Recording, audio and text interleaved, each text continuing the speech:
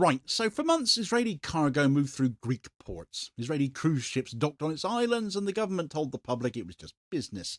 But the dock workers disagreed, didn't they? Yes, come back to them. They stopped the cranes, didn't they? They stopped moving Israeli goods. It's a story that's been replicated elsewhere around the Mediterranean too, but not quite to the devastating effect we're now seeing in Greece. For months, Greek Prime Minister Kyriakos Mitsotakis had balanced on the claim that Greece could be a reliable ally abroad and a democracy at home. When the workers refused to touch a ship carrying steel for Israel's war, that line collapsed.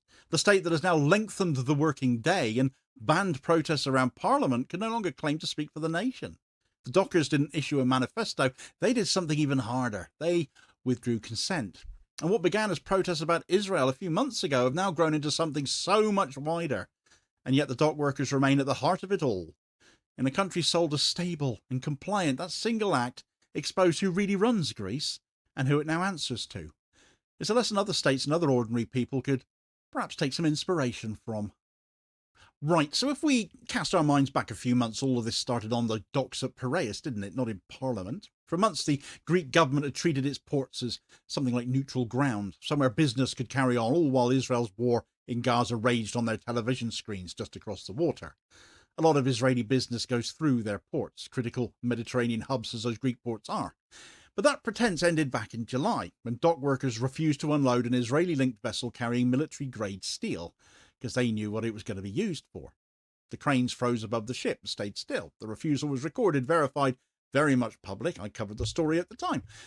But in that moment, Greece stopped pretending its role in the war was invisible. The assumption was that nothing moral would interrupt what was profitable to them. But for the first time, the question of Greek complicity in Israel's war moved from moral debate to economic interruption. That refusal was the point where the old order of silence collapsed. And within days, more workers joined them. The same port saw a second obstruction action. The Dock Workers Union, backed by statements from solidarity networks, turned a simple refusal into a full-on blockade. The port's normal traffic was halted for hours. Other labour groups issued support. This was more than symbolic activism. It was a breach in a logistical chain that Greece's allies rely on. The government did not intervene directly, and that silence said more than any speech possibly could, because it signalled that Athens hoped the incident would just fade without consequence and it would all just go away in a few days. But it didn't. On the 18th of July, a mass blockade was documented again at Piraeus. It drew solidarity from dockers abroad as well. Greece's participation in Israel's supply network had become more visible, you see. The imagery of those halted cranes and grounded containers moved fast in certain parts of the media. When the port stopped, people paid attention to that.